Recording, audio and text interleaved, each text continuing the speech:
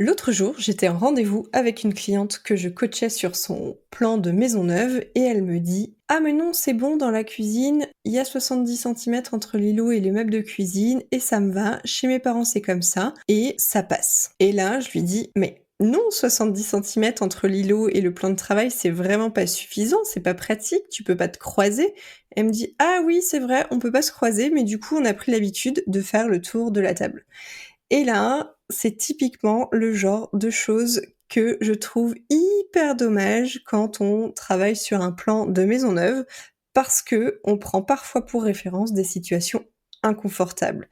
Et on est presque prêt à les reproduire dans son plan de maison neuve, alors que tout le principe de construire, c'est quand même de partir d'une page blanche. Dans cet épisode, je veux aborder avec toi ces histoires d'habitudes, pas forcément les meilleures, qu'on garde même quand elles sont inconfortables pour nous. Et en fait, on s'y est habitué, on s'y est tellement habitué qu'on est presque prêt à les reproduire. Bonjour, c'est Gwenola. Je suis ravie de te retrouver ici pour parler construction. Si tu penses à construire ou que tu as déjà démarré ton projet, tu es au bon endroit. Dans ce podcast, je te partage tout ce qu'il faut savoir pour réussir ta future maison. Après plus de 13 ans d'expérience comme designer d'intérieur au sein de sociétés de construction au Québec et en France, j'ai décidé de créer Chérie on construit pour guider tous ceux qui rêvent de bâtir leur propre maison. Parce que chaque projet est unique et qu'il existe de nombreuses façons de réaliser ce rêve, j'aborderai ici des sujets variés allant de la conception des plans au choix des matériaux en passant par les réglementations. Seul ou avec des invités, mon objectif est de t'informer et de t'inspirer grâce à des partages d'expertise et d'expérience de ceux qui bâtissent des projets ou qui ont déjà construit leur maison. Je te laisse maintenant avec l'épisode du jour. Bonne écoute!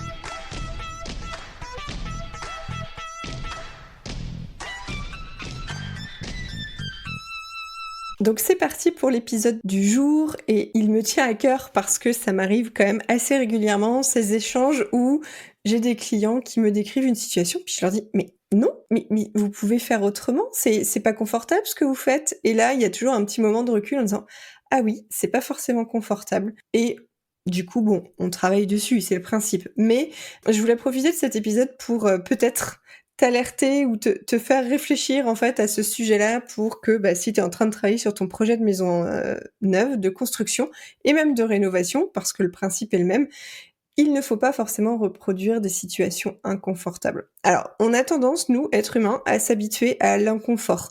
J'ai vu des clients, que j'ai, accompagnés dans un projet de décoration. Le monsieur était, en situation, de handicap et ma cliente poussait un meuble tous les jours pour que son mari puisse passer. Alors qu'on pouvait mettre le meuble ailleurs et que la circulation aurait pu être fluide, mais il y avait plein de petits obstacles pour, que la circulation de fauteuils se fasse naturellement. Et elle me disait: «Non, mais ça me dérange pas, je pousse les meubles quand je pousse mon mari». Et je trouvais ça fou parce que la vie était déjà pas simple. Si en plus, on peut la faciliter en créant des espaces où tout est fluide, y compris et principalement, la circulation, pourquoi faire autrement? Donc, dans cet épisode, je vais t'aider à repérer, ces petites habitudes que tu peux avoir et qui sont peut-être à challenger pour ce nouveau projet. Parce que quitte à faire un nouveau projet, autant qu'on limite ces petits inconforts. Alors pourquoi on reproduit ce qu'on connaît, même si c'est inconfortable, ou pourquoi on s'y habitue? Typiquement, je saurais pas, ou en tout cas scientifiquement, je saurais pas l'expliquer. Ça vaudrait le coup qu'on se penche sur la question, mais je pense qu'on est, un mammifère, capable de s'habituer à plein de choses et notamment à l'inconfort. L'inconfort, ça peut être un job qu'on n'aime pas, ça peut être, une compagnie, qu'on n'aime pas, mais en fait on s'y est fait et on s'est jamais trop posé la question de cette personne, est-ce qu'elle nous gêne ou quoi? Et en fait c'est un peu, pareil, pour les espaces.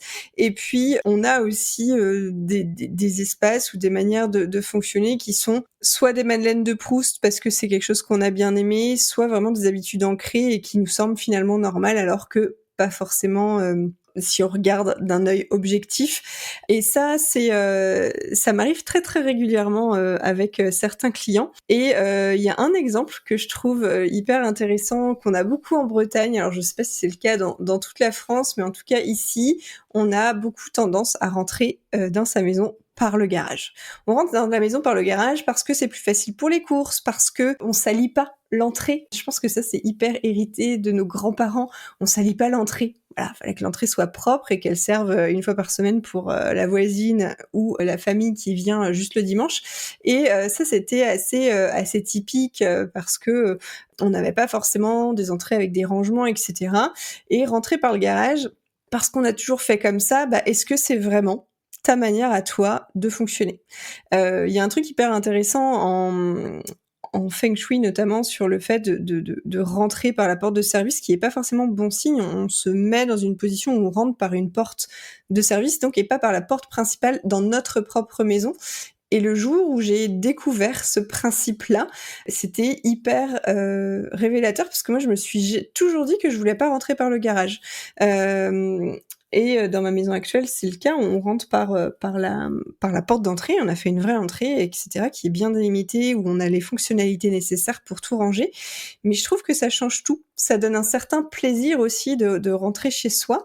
On n'arrive pas sur le bac à linge qu'on a oublié de ranger. On n'arrive pas sur cette machine que finalement on a oublié de faire partir le matin.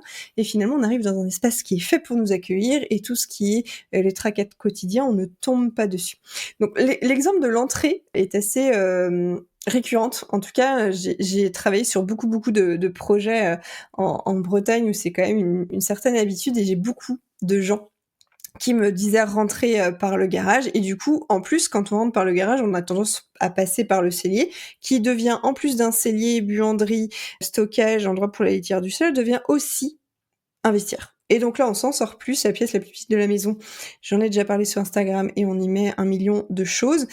Mais voilà, ça, c'était un exemple typique que je trouvais hyper parlant. Vous viendrez me dire sur Instagram ou en commentaire si ça vous parle. Mais en tout cas, je trouve qu'on calque des fois des habitudes qui ne sont pas les nôtres, qui correspondent peut-être pas à notre manière de fonctionner, mais on s'y est habitué parce que la maison était faite comme ci, parce qu'en fait, on est habitué à faire comme ça, et voilà.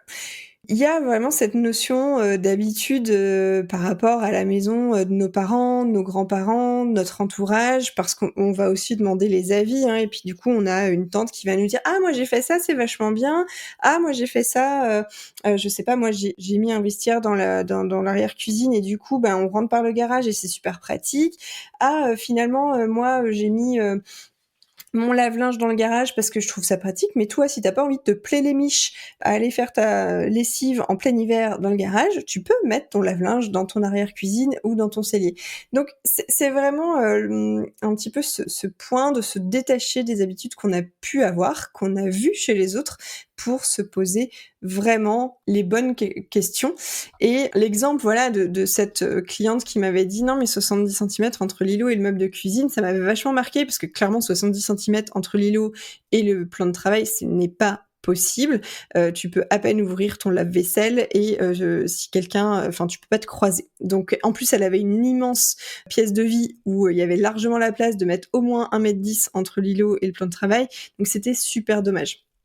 Donc, c'est pas parce que tu trouves que si finalement c'est pas si pire qu'il faut le reproduire. Je vais te donner une liste d'exemples de mauvaises habitudes que je trouve souvent en rendez-vous avec mes clients. Et puis si jamais ça te parle, peut-être que ça te fera évoluer, en tout cas dans la réflexion sur ton projet. Donc il y a les circulations trop étroites. Donc comme là je viens de dire par rapport à la cuisine, il y a aussi les portes. Je trouve ça fou encore qu'aujourd'hui il y ait des constructeurs qui mettent des portes de 73. J'ai vu des architectes mettre des portes de 73. En 2025, mettre des portes de 73 cm de large, je trouve que c'est une aberration. C'est pas pour la différence de prix que ça donne sur un projet global que la décision doit se faire. Aujourd'hui, il faut penser des maisons pour le long terme. 73 cm, c'est pas assez large. Un fauteuil roulant ne passe pas. Donc, au moins, au rez-de-chaussée d'une maison, une porte doit faire au moins 83. La vraie norme, si la personne est situation de handicap, c'est 93. Mais non, 73, c'est pas suffisant. Et je vois beaucoup de gens dire « Oh non, mais j'ai ça chez moi, ça va ». Oui, ça va, mais en réalité, aujourd'hui, dans la plupart des rez-de-chaussée, on a la place de mettre 83 et ça change tout. S'il arrive quoi que ce soit à un membre de la famille, on peut passer un fauteuil roulant manuel dans des portes de 83. Alors ça, c'est l'exemple le pire, mais ça reste plus confortable qu'une porte de 73. Les portes de 73, on peut les garder si on a vraiment un souci d'agencement à l'étage, où typiquement, on va pas monter un fauteuil roulant, en tout cas sur le papier, et on peut s'en contenter. Si les normes PMR mettent une des portes de 83 en minimum dans leurs normes, c'est pas pour rien. Et je vous souhaite jamais d'avoir besoin d'un fauteuil roulant, mais voilà, les circulations trop étroites, notamment sur la largeur des portes, c'est un inconfort au quotidien qu'on peut ne pas sentir, mais vraiment avoir des portes de 83, pour le coup, c'est quand même plus, entre guillemets, respirable. Les circulations trop étroites autour du lit aussi, c'est-à-dire que vous avez peut-être aujourd'hui seulement 50 centimètres et puis un peu, vous êtes presque habitué à vous cogner les orteils dans le pied du lit. Ben ça, typiquement, on essaye d'éviter. On met minimum 60, 50 c'est vraiment quand on n'a pas le choix, qu'on a un tout petit budget et qu'on peut pas agrandir la maison. Mais si on peut avoir au moins 60, 70 c'est top, 80 c'est grand luxe. Voilà, on essaye d'éviter ces circulations trop étroites. Dans une salle de bain, on ne laisse pas seulement 70 centimètres entre une douche et une vasque, ou 60 centimètres entre le devant de la vasque et la porte. Je vois beaucoup ça sur des plans passés, c'est pas possible. Ça, c'est des circulations qui sont trop étroites. On les voit pas quand on regarde un plan si on fait pas gaffe. Moi, je les vois assez vite, mais vraiment, les circulations trop étroites, c'est un inconfort au quotidien, et ça, s'il vous plaît, donnez-vous du confort dans votre maison. Il y a toujours des choses à faire, il y a toujours des ajustements qui peuvent être hyper légers, qui vont rien changer dans l'idée générale, qui vont rien changer à votre budget, mais qui vous changeront tout dans la vie quotidienne. Et le pire, c'est que vous le remarquerez même pas parce que ce sera tellement confortable que ce sera naturel.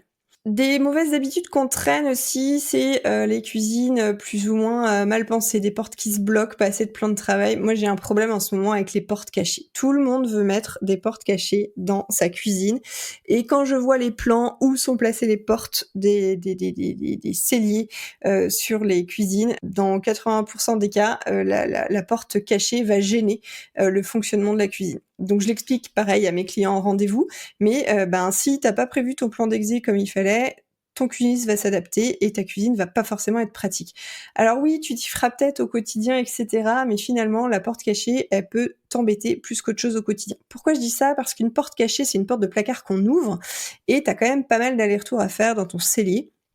Et en fait, du coup, c'est des portes arrière-cuisine, cuisine qui restent souvent ouvertes. Donc si ta porte, elle t'empêche d'accéder à ton frigo, si ta porte, elle t'empêche d'accéder à un truc auquel tu vas tout le temps parce que t'as voulu cette magnifique porte Instagram, Pinterest cachée, ça peut vraiment venir bloquer. Donc quand on veut une porte cachée, c'est ok, mais il faut bien réfléchir l'agencement du plan des pièces pour éviter un inconfort que pour le coup tu as peut-être pas déjà, mais qui va arriver, c'est sûr. Il y a aussi la quantité de plans de travail dans les cuisines. On peut s'habituer à très peu de plans de travail. Alors ça, vous avez tendance à bien le remarquer, à pas vouloir le reproduire, mais ça, c'est hyper important de bien se rendre compte que on peut travailler le linéaire de plan de travail. Il y a plein de manières de le faire. Ça coûte pas forcément beaucoup plus cher sur une cuisine, mais c'est hyper important à penser. Pareil, un îlot avec une plaque ou un évier, ça peut sembler cool sur le papier, on peut l'avoir déjà eu, mais c'est une habitude qui peut être à changer, parce que même si on voit ça chez beaucoup de gens, je trouve qu'une plaque sur un îlot, moi, c'est dangereux. Vous pouvez pas avoir un petit enfant qui prend son goûter ou qui fait ses devoirs à côté d'une marmite qui est en train de bouillir. Donc faut faire attention à ces habitudes, soit qu'on a déjà eu, soit ces habitudes visuelles parce qu'on les a beaucoup vues sur Instagram ou Pinterest et qu'on va les reproduire parce qu'on trouve ça beau. On veut une belle maison, on est d'accord, mais il faut aussi qu'elle soit pratique. L'orientation des pièces, ça c'est une habitude hyper récurrente, orientée plein sud. Voilà. Bon, tout le monde veut un séjour plein sud, mais il faut le faire en connaissance de cause. Si 6 mois après, tu viens dire que t'as trop chaud dans ton séjour, et alors que t'as voulu et insisté pour avoir toutes ces baies, Sachant qu'il y a quand même très peu de pros, hein, qui te feront, réfléchir au sujet. Ben, là, tu vas cuire, un été comme cette année, tu vas cuire et bah, tu vas presque regretter, tu vas vivre dans le noir et donc on veut des pièces au sud parce qu'on veut une maison lumineuse. On a, soit souffert d'un manque de lumière dans un appartement ou une maison. C'est souvent ça d'ailleurs l'habitude, c'est qu'on a manqué de lumière et on se dit que le plein sud, c'est la seule manière d'avoir, une maison lumineuse.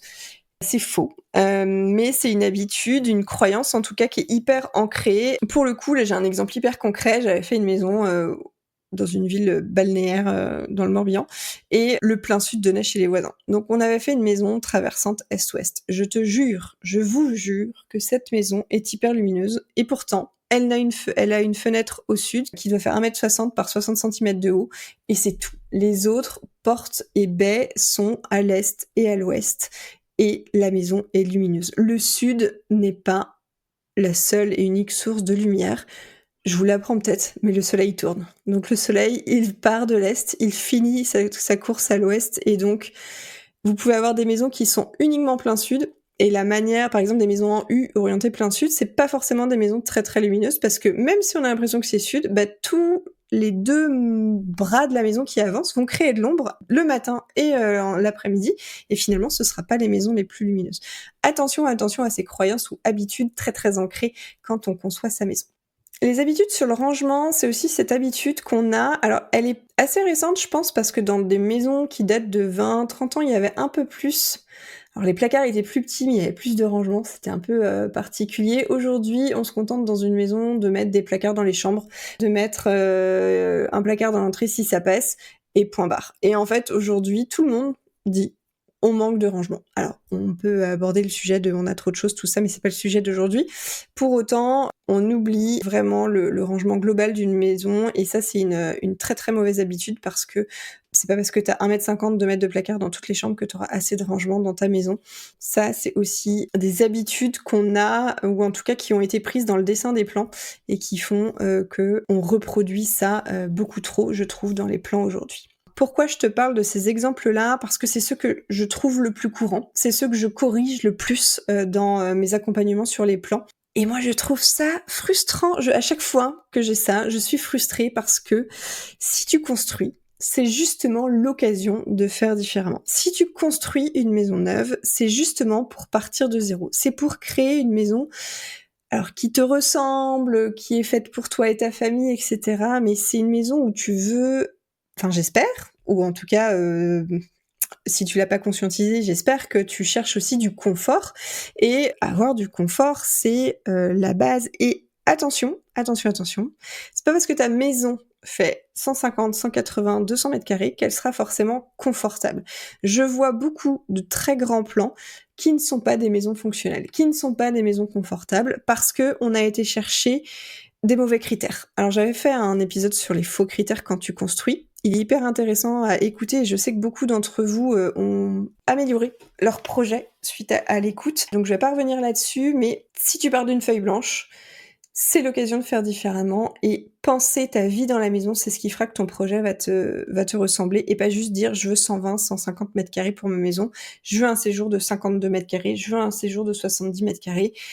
Je le répète souvent, mais j'ai déjà vu des séjours de 70 mètres carrés mal agencés, dans lesquels on pouvait, je vais pas dire rien faire, c'est faux, mais où l'aménagement, l'ameublement, les fonctionnalités et le confort n'étaient pas là du tout, alors que dans des séjours de 30 mètres carrés, j'arrive à faire des trucs extraordinaires, parce que on s'adapte à la personne qui y vit. Et construire, c'est l'occasion que ta maison s'adapte à toi et à ta vie, et pas que tu t'habitues à des inconforts sur un plan. Moi, je vois beaucoup de gens dire non, bah tant pis, mon plan, il est comme ça, je m'y ferai. Ça, à chaque fois, ça me fait quelque chose, ça me crève le cœur presque d'entendre ça, parce que bah non, tu n'as pas à te contenter d'un plan parce que c'est trop tard, tu n'as pas à faire ça. Si tu construis, c'est pour que tu adaptes une maison à toi et pas l'inverse, et non, tu n'as pas besoin que ta maison soit immense pour faire ça.